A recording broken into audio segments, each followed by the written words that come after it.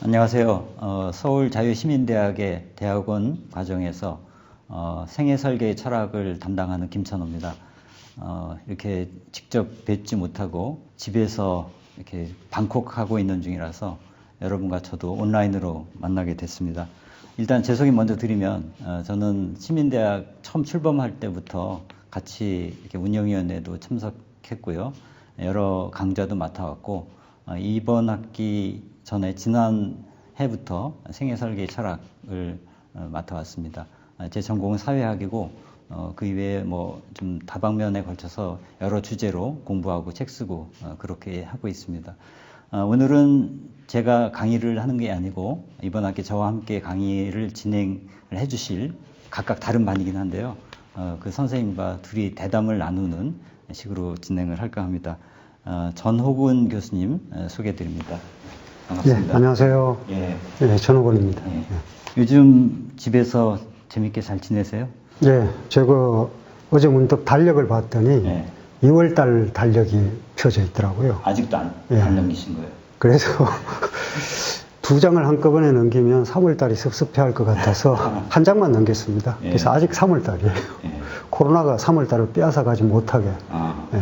그렇군요. 한국 사람들이 왜 이렇게 자가격리 잘하나 왜 그런지 아세요? 예, 말씀해 주세요. 삼국유사에 나오는 단권 신화 이야기를 보면 곰과 호랑이가 예. 쑥과 마늘을 먹으면서 100일간 자가격리를 하면 사람이 된다. 예. 그런데 의외로 예. 3, 7일 만에, 그죠. 3, 7일이면 이제 21일이죠. 예. 21일 만에 곰이 사람 된 거죠. 예. 우리도 목표보다 더 빠르게 자가격리에서 벗어날 수 있는 예. 그런 시간이 빨리 왔으면 좋겠습니다. 한국 사람들이 빨리빨리 하는 거 정말 잘하는데 이번에 그 장기가 잘 드러난 것 같습니다. 오늘 얘기는 우리 강좌 제목 가지고 키워드를 3개로 해서 생애 설계 철학이잖아요. 하나씩 가지고 간단하게 이야기를 나누고자 합니다. 생애란 말을 영어로 하면 이제 life인데 서양 문헌하고 비교해 보면 이런 게 좀 재밌어요. life를 번역하는 걸 보면 생명, 인생, 생활, 생애, 삶 이 5개로 번역이 되는데 영어는 딱 하나 life란 말이에요. 그 뉘앙스가 조금씩 다른데 근데 한자로 써보면 생자는 살 생자고 애자가 무슨 애자죠 그게? 물가의 자라는 뜻이에요. 물가. 예, 물수변에 고기 옆에 있는 게 무슨 언덕, 언덕에. 끝 이런 뜻이죠. 예. 왜 생에 그 말이 붙었어요? 근데 본래 이제 생애라는 말은 네. 우리 문화권 안에서 최초의 용례를 찾으면 네. 그 동아시아 고전 중에 장자에서 장자에 나옵니다. 나와요? 예. 네. 장자에 보면 이제 양생주 편이 나오는데 네. 양생이 이제 잘 산다는 뜻이거든요. 네. 근데 그 양생주 편의 첫 번째 대목에 보면 네. 우리의 삶은 끝이 있고 그 오생야 유해할 때 날생자와 끝의 자 물가의 자가 나옵니다. 그리고 우리가 추구하는 지식은 지야 무해 지식은 끝이 없다. 이 말이 나오는데 거기서 이제 생이라는 말이 처음 쓰입니다. 그러니까 이제 생은 시작이고 예. 애는 끝인 거죠. 그래서 생애하면 태어나서 죽을 때까지의 시간을 생이라고 했는데 재미있는 것은 그 장자가 우리의 삶은 그렇게 끝이 있는데 우리가 추구하는 지식은 끝이 없다 그랬거든요. 지식은 사실 욕망이죠. 우리가 이제 지식을 추구하는 이유는 대체로 이제 욕망을 얻기 위해서인데 그 우리 욕망은 끝이 없고 우리 삶은 한계가 있다. 이런 말인데 그래서 참 재미있습니다. 왜냐하면 어떻게 보면 끝이 없기 때문에 무한하다는 가치를 지니겠지만 끝이 있기 때문에 더 소중한 것일 수 있거든요. 우리가 이제 흔히 히포크라테스가 그랬던가요? 뭐 인생은 짧고 예술은 길다. 그 말도 이제 거꾸로 생각해 보면 예술이 기니까 예술이 가치 있는 것 같지만 사실 짧은 게 인생이니까 사실은 이제 인생이 그만큼 더 소중하다는 얘기가 되겠죠. 어찌 보면 우리의 삶이 유한하기 때문에 더 잘 살아야 되는 것 아닌가 그런 생각을 그 말에서 할 수 있을 것 같습니다. 그러니까 끝이 있다는 말씀 들으니까 요새 뭐 확진자, 사망률 이런 얘기 들으면서 몇 프로가 사망한다 이런 얘기 하는데 우리 인생은 100% 사망률을 갖고 사는 거다. 그런 얘기 들으니까 당연히 아는 얘기인데도 섬찟 새삼스럽게 다가오는 그런 대목이 있었습니다. 생애 설계인데요. 설계라는 말이 어디서 많이 쓰나 봅니까? 뭐 이렇게 건축 설계도 있지만 보험하는 분들이 재무 설계 이런 거 많이 하죠. 그래서 그 말에 익숙해지는 대목이 있다면 내 인생의 긴 안목에서 노후에 어떻게 내 경제적인 상황들을 이제 곤란하지 않게 만들 건가 그런 걸로 설계를 많이 하는 것 같아요. 근데 우리 과목에서는 그런 건 아니고 생애 자체를 설계하는 건데 이게 약간 좀 알듯하면서도 알기 어려운 그런 대목이 있습니다. 동물들은 그냥 살잖아요, 그죠? 또 사람도 옛날에는 설계하지 않고 그냥 살았던 것 같아요. 왜 현대사회에 들어와서 이렇게 설계를 하게 됐을까?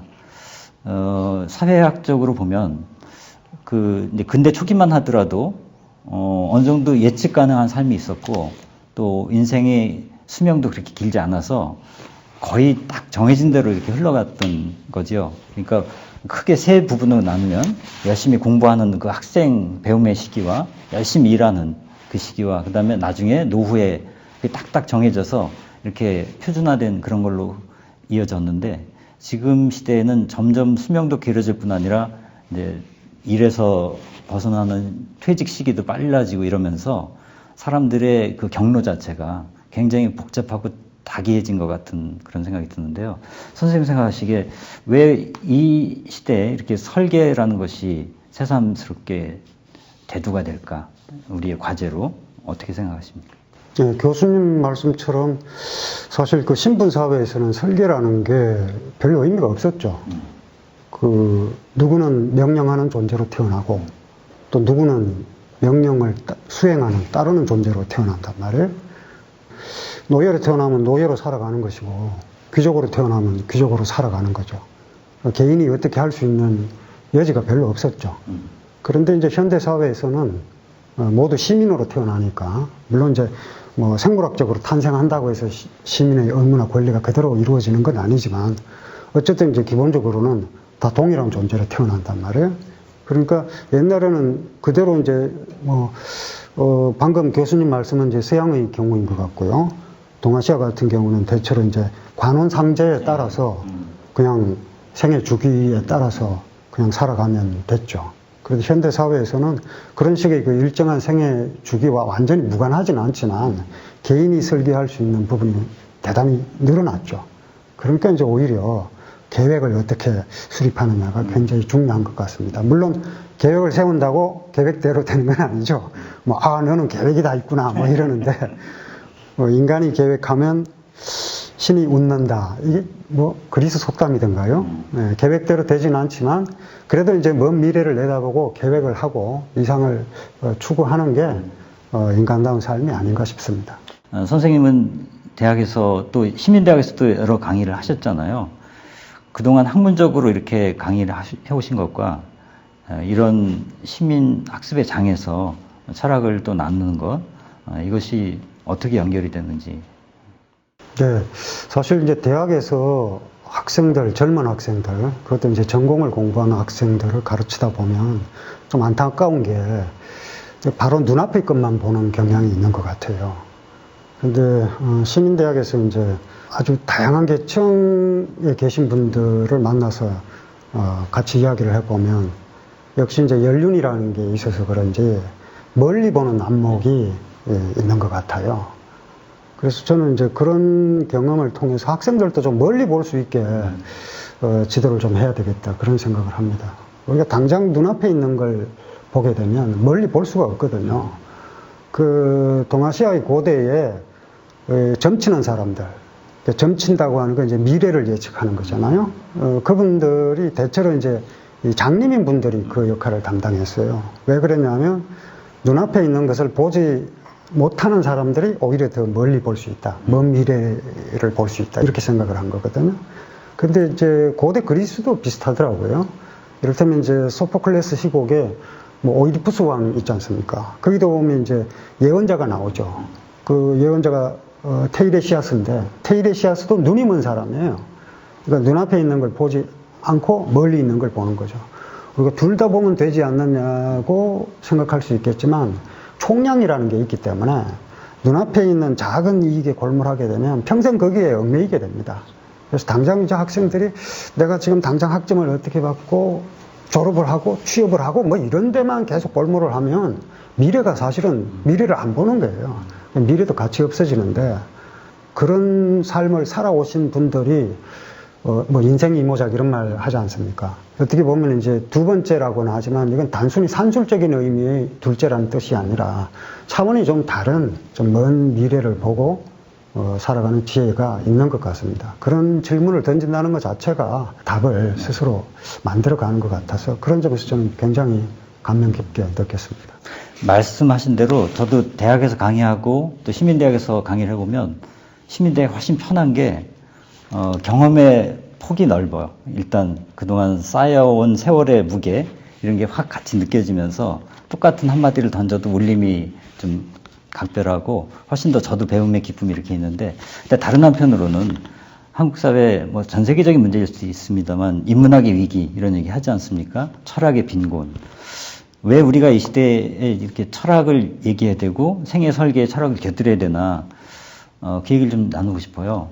지금 한국도 굉장히 고령화 사회로 가고 있고, 가만히 보면 제 주변에 벌써 60이 되기 전부터 이렇게 막 크게 흔들리고 스스로 삶을 포기하는 경우까지 극단적으로 나오는데, 그렇게까지 아니라 할지라도 저 또한 흔들릴 때가 많이 있는데, 선생님은 철학을 하시는 입장에서 이 중년, 노년의 분들이 철학이 중요하겠구나, 어떤 대목에서 그런 걸 많이 느끼시는지요? 네, 철학을 공부한다고 해서 그런 문제로부터 자유롭거나 또는 안전한 건 아닌 것 같습니다.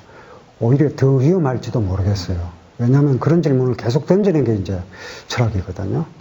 그런데 이제 그 문제가 어디에 있을까 이런 생각을 하면서 저도 반성을 많이 해보는데, 최근에 이제 코로나19 바이러스 때문에 일상이 멈추었죠. 멈추었는데 한편으로 생각해 보니까 그동안 얼마나 빨리 달려왔던가 이런 생각을 하게 되더라고요. 사실 이제 그렇게 빠르게 달렸던 이유는 그 속도는 결국 이제 욕망을 충족시키기 위해서 그랬던 것 같거든요.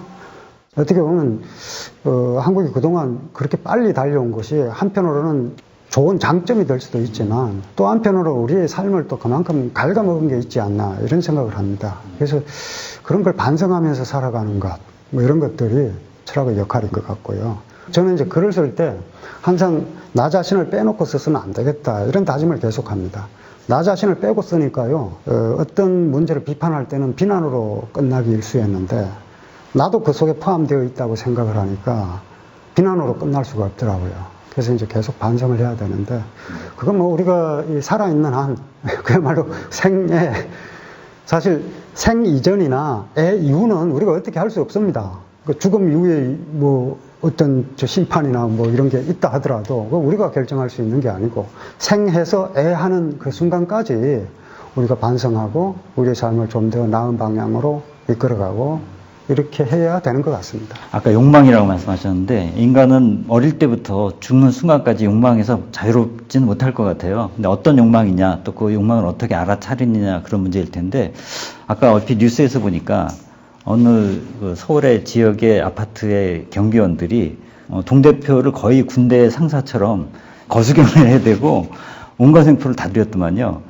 그러니까 그분 앞에서는 꼼짝 못 하는 거예요. 자기 생사 여탈권을 쥐고 있으니까. 근데 그런 모습들 주변에서 좀 어떻게 보세요? 그 이제 어떻게 보면 그런 갑질이나 뭐 이런 것들은 자기 자신과 다른 사람과의 그 관계를 대등한 관계로 가져가지 않으니까 그런 게 가능하겠죠. 갑질하는 쪽의 잘못은 말할 필요도 없을 것 같고요. 그리고 또 스스로 저항하는 것도 필요한 것 같습니다. 예를 들어서 내가 누군가로부터 차별을 당하는 것 같다. 그러면 그 차별을 해소하기 위해서 내가 저항하고 노력을 해야 될 것 같아요. 왜냐하면 나에 대한 차별을 인정하는 순간 다른 사람을 차별하는 것은 너무나 쉽거든요. 그래서 그런 순간순간의 좋지 않은 모습들을 볼 때마다 끊임없이 이제 인간적으로 그 문제를 해결하기 위해서 노력을 해야 될 것 같습니다. 근데 사람을 직접 봐야지 그 사람이 처해 있는 뭐 계급이나 뭐 소속 집단이나 또는 국가나 인종이나 뭐 피부색이나 이걸 갖고 사람을 판단하게 되면 그게 제일 인종주의 아닙니까, 결국. 그런 방식으로 우리가 어떤 사람을 구체적으로 직접 대면하지 않고 그 사람을 보지 않고 그 사람의 배경이나 스펙이나 이걸 가지고 판단을 하니까 문화라고도 할 수 없는 그런 갑질 같은 비인격적인 현상들이 일어나는 것 같아요. 바꿔 나가야죠. 그러니까 그런 거 바꿔 나가는 한 가지 방법이 공부인 것 같아요. 우리가 왜 이런 데서 학습을 해야 되나 보면 논어의 첫 구절이 학이 시습이고 그만큼 끊임없이 배우고 성장하는 걸 강조한 건데요. 배움에도 때가 있다는 말 하는데 그게 학이 시습해서 시 그건지 그러니까 보통 우리는 배움에 때가 있다면 젊을 때 열심히 해놔야 된다 이런 생각이 들었거든요. 어릴 때는 늦으면 공부해봐야 소용없어. 근데 그게 아닌 것 같아요. 그 학이 시습에서 시는 어떤 뜻입니까? 근데 이제 논어의 첫 문장이지 않습니까? 논어라는 책은 한 종류지만 그 논어를 해석하는 주석은 3,000가지가 넘습니다. 그러니까 때시자에 대한 것도 수백 가지, 수천 가지의 해석이 있는 거죠. 그런데 이제 지금 말씀하신 공부에는 때가 있다 이런 방식의 해석이 사실 가장 오래된 해석 중에 하나입니다. 한나라 때 정현이라는 굉장히 그 대단한 유학자가 있었는데 그 유학자는 그 때시자를 때에 맞추어 공부해야 한다는 뜻으로 봤어요. 그래서 우리가 어떤 청소년기나 유소년기에 배워야 할 것을 놓쳐버리면 평생 바로잡기 어려운 것들이 있죠. 그 때가 있단 말이에요. 근데 이제 한국 사회는 유소년기에는 청소년이 학습해야 할 것을 당겨서 선행학습하고 앉아있고 청소년기에는 오로지 대학 입시에 골몰하고 있고 하니까 거기에도 맞지 않죠. 근데 그것도 이제 문제가 있거니와 그리고 이제 그 이후에 나온 주석 중에 이제 이른바 주자학이라고 하는 그 주자, 주자는 이게 때시자를 그 시시로 언제나 죽을 때까지 이런 뜻으로 해석을 했어요. 그건 이제 평생학습이죠. 그때의 그 학이라고 하는 거는 정말 그 포괄적인 겁니다. 그러니까 학생이 공부하는 것이 아니라 평생 우리는 어차피 학생으로 살아가는 거죠. 그렇게 살아갈 때 우리가 어떤 계획대로 살 수 있고 생각하는 대로 살 수 있는 거죠. 그렇게 하지 않으면 그냥 사는 대로 생각하게 되는 건데 그 말은 저 프랑스 작가 폴 브로제가 생각하는 대로 살지 않으면 사는 대로 생각하게 된다. 그건 이제 인생을 막 사는 거죠. 막 사는 게 가장 위험한 것 같습니다. 배운다는 것은 단지 이제 지식을 집어넣는 게 아니라 태도를 익히는 것이기도 하겠다는 생각이 드는데 공자님도 이제 호학, 자기처럼 배움을 좋아하는 사람 없다고 자기가 최고다라고 할 정도였는데 우리가 그동안 학교에서 익숙해온 그런 배움이 아니라 진짜 이 생애 설계를 위한 배움은 핵심이 뭔지 어떻게 설명할 수 있을까요? 현재 이제 시민인 분들이 처해 있는 그 조건에 맞추어서 하는 게 가장 좋을 것 같습니다. 삶의 그 경험이 풍부하고 또 연륜도 있단 말이에요. 그런 분들이 이제 결국에는 청소년들하고는 달리 길게 살아왔기 때문에 그만큼 더 멀리 내다보는 해안을 갖출 수 있다고 봅니다. 그래서 제가 처음에 말씀드렸던 것처럼 인생을 짧은 단계로 나눠서 보지 말고 멀리 이렇게 바라보는 그런 관점에서 배움을 추구해 나가면 조급하게 서둘지 않고 예를 들면 우리가 고전을 읽는다고 하는 거는 누구는 뭐 고전을 한번 읽고 이해하고 이건 없습니다. 평생 계속해서 고전을 새로 써넣기도 하고 그런 거거든요. 그런 의미의 학, 시민들에게 필요한 그런 폭넓은 의미의 배움. 그 속에 이제 가치가 있고 가짜 행복을 분별해 낼 수 있는 그런 안목이 생기지 않을까 싶습니다. 예, 오늘은 이렇게 제가 전옥원 선생님 모시고 질문을 드리면서 저도 궁금한 거 많이 배우는 시간으로 꾸며봤습니다. 이번 학기에 저하고 같이 이 강좌를 이끌어 가실 텐데요. 전반적 흐름이 그렇습니다. 이 시간이라는 거 우리가 어떻게 봐야 될지 그 속에서 우리 생애 경로가 어떻게 짜여지는지 그런 얘기를 앞에서 전반적으로 한 다음에 뒤에서는 구체적으로 설계의 내용들이 들어갑니다. 예를 들어 돈이라든지 인간관계라든지 취미라든지 일 그런 것들 또 죽음에 대한 문제들 한 학기에 다루기에는 굉장히 방대한 그런 것인데 그래도 우리가 크게 짚어야 될 대목들이 있을 것 같아서 이렇게 구성을 했습니다. 저희가 이렇게 짧긴 했지만 여러분이 참여하시기에 따라서 조금씩 방향이 달라질 수도 있고 함께 만들어가는 그런 한 학기 강좌가 될 것 같습니다. 최근에 유발 하라리가 그런 얘기를 했는데요. 이번 사태를 놓고서 폭풍우는 지나갈 거고 우리는 살아남을 거다. 인류는. 그렇지만 전혀 다른 세상을 살아갈 거다. 말하자면 중대한 전환의 지점에 우리가 서 있다는 얘기인데 이건 인류사적인 것만이 아니라 개인적으로도 여러분의 생애에 계속 이루어지는 전환 그 고비들을 어떻게 우리가 만들어갈 것인가 그런 질문일 수도 있겠다는 생각이 듭니다.